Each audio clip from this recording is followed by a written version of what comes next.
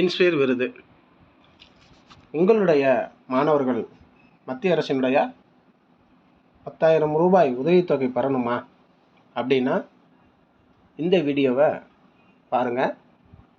Inspire விருதுக்கு உங்களுடைய மாணவர்களுக்காக விண்ணப்பம் செய்யுங்க. உங்கள் மாணவர்களை அந்த உதவித்தொகையை பெற வைக்கலாம். இந்த வீடியோவை நீங்கள் பார்த்தீங்க அப்படின்னா எளிமையாக இந்த விருதுக்கு நீங்கள் விண்ணப்பம் செய்யலாம். நாங்கள் எப்படி விண்ணப்பிப்பது அப்படிங்கிறத பார்க்கலாம். இந்த விருதுக்கு யார் விண்ணப்பம் செய்யணும் அப்படின்னா 6ஆம் வகுப்பிலிருந்து 12ஆம் வகுப்பு வரை படிக்கக்கூடிய மாணவர்கள் இந்த விருதுக்கு விண்ணப்பம் செய்யலாம். அரசு பள்ளியாக இருக்கலாம், அல்லது அரசு உதவி பெறும் பள்ளியாக இருக்கலாம், அல்லது தனியார் பள்ளி அதாவது மெட்ரிக் பள்ளியாகவும் இருக்கலாம். சரி, இதற்கு தேவையானது என்ன அப்படின்னா ஒரு செயல் திட்டத்தினுடைய ஐடியா மட்டும் இருந்தால் போதும், மாணவர்களை விண்ணப்பம் செய்ய வைக்கலாம்.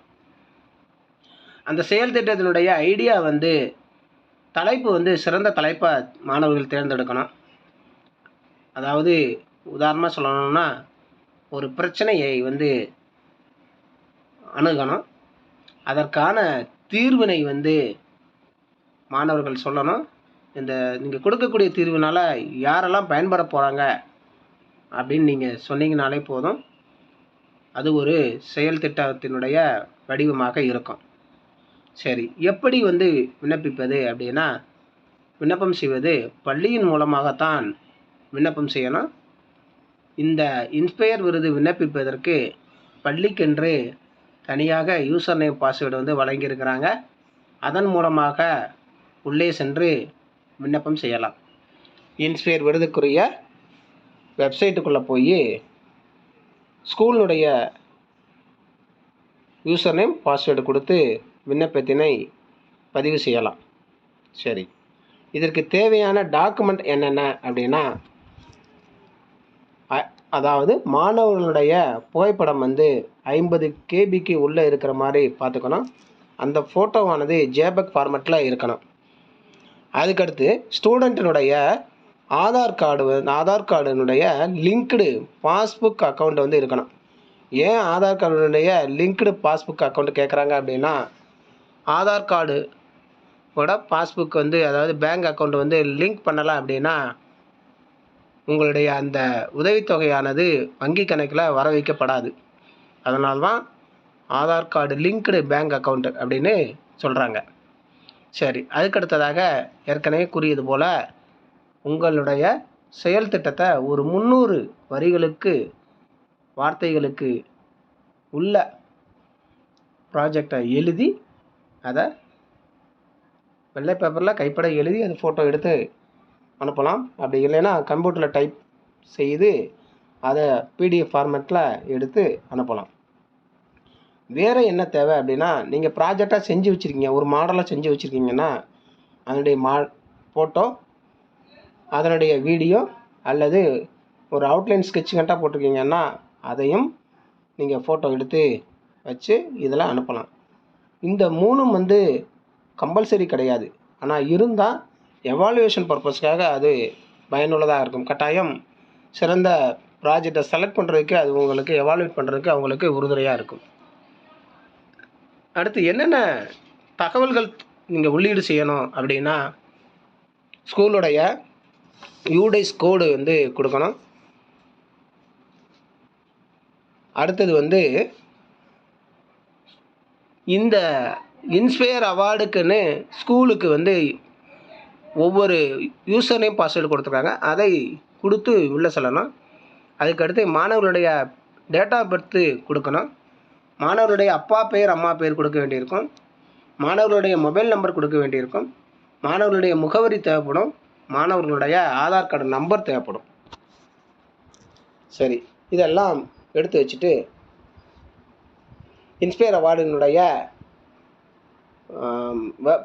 அட்ரஸ்க்குள்ளே போயிட்டு நீங்கள் ஸ்கூல் அத்தாரிட்டி அப்படின்னு ஸ்க்ரீன் வரும், அதை கிளிக் பண்ணிட்டீங்க அப்படின்னா ஸ்கூலினுடைய யூசர் நேம் பாஸ்வேர்டு ஏற்கனவே சொன்னது போல் ஸ்கூலுக்குன்னு சொல்லிட்டு இன்ஸ்பயர் அவார்டில் இருந்து உங்களுக்கு யூசர் நேம் பாஸ்வேர்டு வந்து ஜென்ரேட் பண்ணி கொடுத்துருப்பாங்க.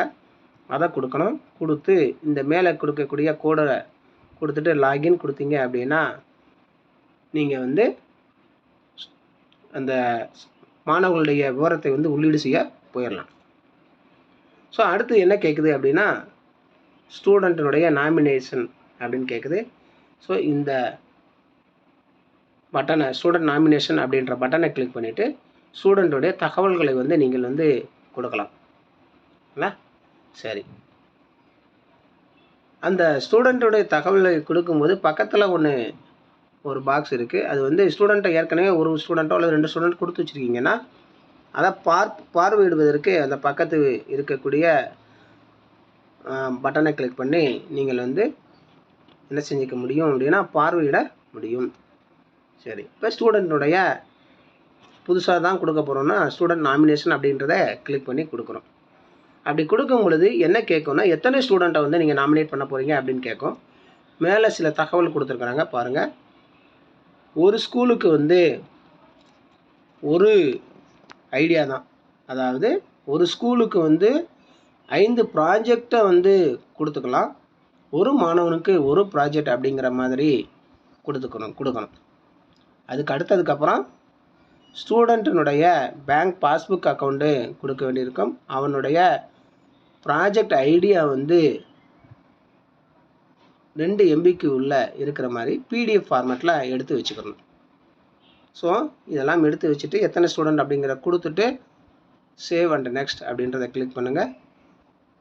கிளிக் பண்ண உடனே அடுத்த பக்கம் என்ன கேட்குது அப்படின்னு பார்த்தோம் அப்படின்னா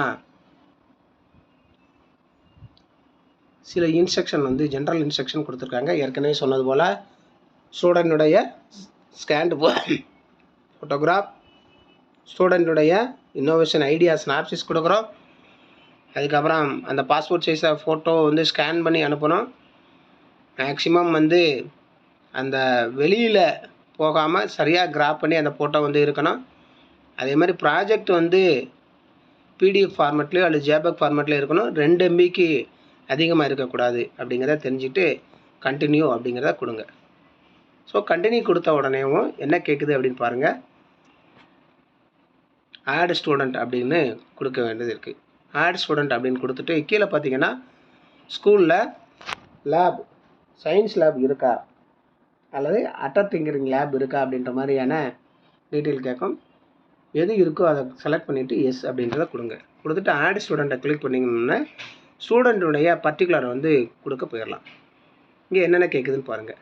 ஸ்டூடெண்ட்டுடைய நேம், அது வந்து பேங்க் பாஸ்புக்கை எடுத்துகிட்டு நீங்கள் அதில் இருக்கிற மாதிரி நீங்கள் டைப் பண்ணிக்கோங்க. ஏன்னா பேங்க் பாஸ்புக்குக்கும் இதுக்கும் பெயர் வித்தியாசமாச்சு அப்படின்னா உங்கள் வங்கி கணக்கில் பணம் வர வைக்கப்படாது. அதனால் பேங்க் பாஸ்புக்கில் இருக்கிற மாதிரி ஸ்டூடெண்ட்டுடைய நேமை கொடுங்க.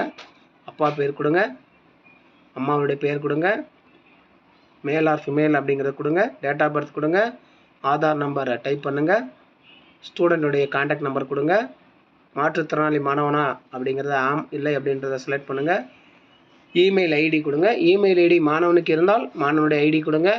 அப்படி இல்லை அப்படின்னா டீச்சர்ஸ் நேமோ அல்லது ஸ்கூலுடைய இமெயில் ஐடியோ கொடுக்கலாம். அடுத்து வகுப்பு, எந்த வகுப்பு படிக்கிறான், 6ஆ 7ஆ 8ஆ 9ஆ 10ஆ 11ஆ 12ஆ அப்படின்னு எந்த வகுப்பு படிக்கணும் அந்த வகுப்பை செலக்ட் பண்ணிக்கோங்க.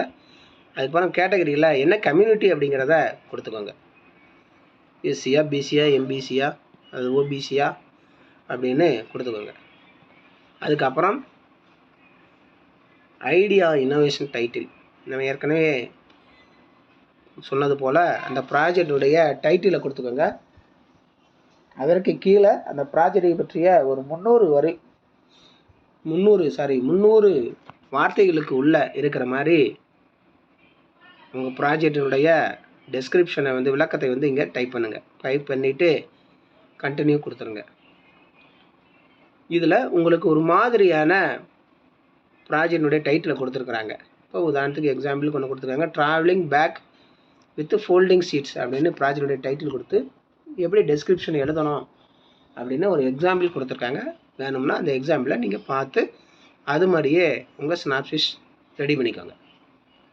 அதுக்கு அடுத்தது பார்த்தோம் அப்படின்னா உங்களுடைய வங்கி கணக்கினுடைய 10,000 ரூபாய் வர வைப்பதற்காக உங்கள் வங்கி கணக்கினுடைய பேங்க் அக்கௌண்ட் நம்பர், பேங்குடைய நேம், பேங்குடைய அட்ரஸ் கொடுத்துக்கோங்க. அதுக்கப்புறம் அக்கௌண்ட் நம்பர் கொடுத்துக்கோங்க. அக்கௌண்ட் நம்பர் 2 முறை டைப் செய்யணும். ஏன்னா சரியாக செய்யணும் அப்படிங்கிற உறுதிப்படுத்துறதுக்காக 2 முறை கொடுக்கணும். நீங்கள் பேங்க் அக்கௌண்ட் நம்பர் கொடுத்தோன்னே அவங்களுடைய பெயர், அக்கௌண்ட் ஹோல்டர் நேம் அதுவாக வந்துடும். அதுக்கப்புறம் ஐஎஃப்எஸ்சி கோடு, பேங்குடைய ஐஎஃப்எஸ்சி கோடு கொடுக்கணும். அதுவும் 2 முறை கொடுக்கணும். ஐஎஃப்எஸ்சி கோடு வந்து உங்கள் பேங்க் பாஸ்புக்கினுடைய ஃப்ரண்ட் பேஜில் இருக்கும். அப்படி இல்லை அப்படின்னா கூகுளில் போய் பேங்குடைய நேமும் பிரான்ச் நேம் கொடுத்தீங்கன்னா ஐஎஃப்எஸ்சி கூட எடுத்துடலாம். ஸோ எடுத்துகிட்டு இங்கே வந்து சப்மிட் கொடுத்துருங்க. கொடுத்ததுக்கு அப்புறம் பார்த்தோம் அப்படின்னா என்ன கொடுக்கணும் அப்படின்னா, அந்த ஸ்டூடெண்ட்டுடைய ஃபோட்டோவை வந்து சூஸ் ஃபைல் அப்படின்றத கிளிக் பண்ணி அந்த ஃபோட்டோ எங்கே வச்சுருக்கீங்களோ அதை செலக்ட் பண்ணிக்கோங்க. செலக்ட் பண்ண உடனே இங்கே இந்த கட்டத்துக்குள்ளே ஃபோட்டோ வந்துடும். அதுக்கப்புறம் அப்லோடு ஃபோட்டோன்னு கொடுத்துருங்க.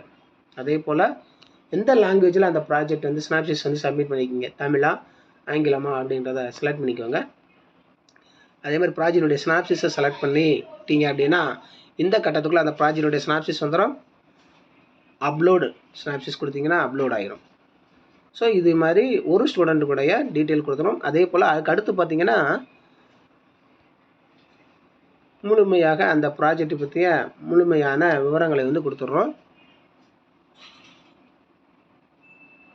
கொடுத்துட்டு அதே போல் மாணவர்களுடைய முழு விவரமும் இங்கே வந்து அந்த ரோலாக வந்துடும்.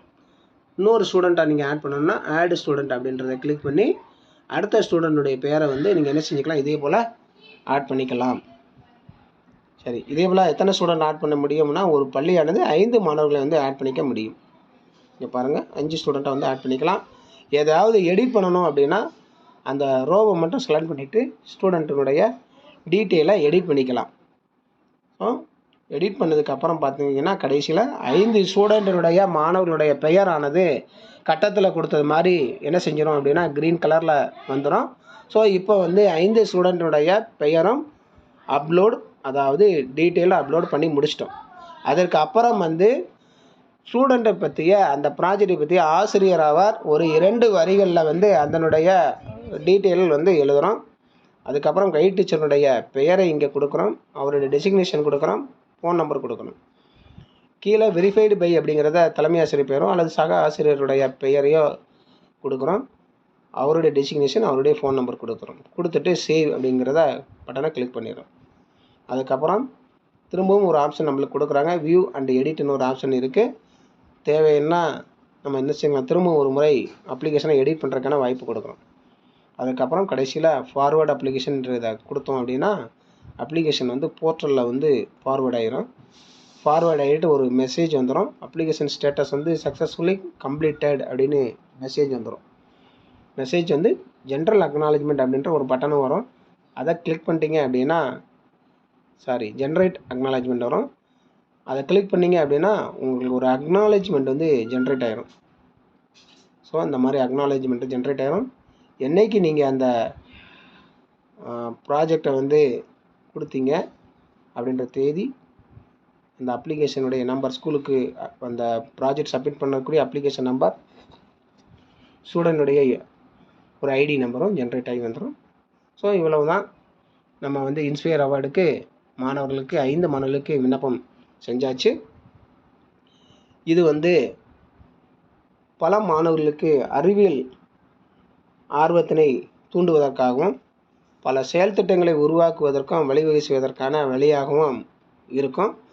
இந்த மத்திய அரசு கொடுக்கக்கூடிய 10,000 உதவித்தொகை பெறுவதற்கு ஆசிரியர்கள் தங்கள் பள்ளியில் படிக்கக்கூடிய மாணவர்களை உள்ளீடு செய்யுங்க. இதில் மேலும் ஏதாவது தகவல் தேவைப்பட்டுச்சு அப்படின்னா அந்த வெப்சைட்லேயே வந்து 9:30 மணி முதல் 6 மணி வரைக்கும், காலை 9 மணி முதல் மாலை 6 மணி வரைக்கும், திங்களிலிருந்து வெள்ளிக்கிழமை வரைக்கும் இந்த கீழே இருக்கக்கூடிய தொலைபேசி எண்ணில் தொடர்பு கொண்டு நம்மளுடைய சந்தேகங்களை தீர்த்து கொள்ளலாம். 096 384 18605 அப்படின்ற நம்பரில் நம்ம ஏதாவது சந்தேகம் இருந்தால் கேட்டுக்கலாம். அப்படி இல்லைன்னா மெயில் ஐடியும் கொடுத்துருக்காங்க, inspire@nifindia.org அப்படிங்கிற மின்னஞ்சல் முகவரியிலையும் நீங்கள் ஏதாவது சந்தேகம் இருந்தால் கேட்டுக்கொள்ளலாம். மாணவர்களை ஊக்குவியுங்கள். இந்த உதவித்தொகை பெறுவதற்கு நாம் ஒரு முன்னோடியாக இருப்போம் என்று கேட்டுக்கொள்கிறேன். மீண்டும் நாம் சந்திப்போம். நன்றி.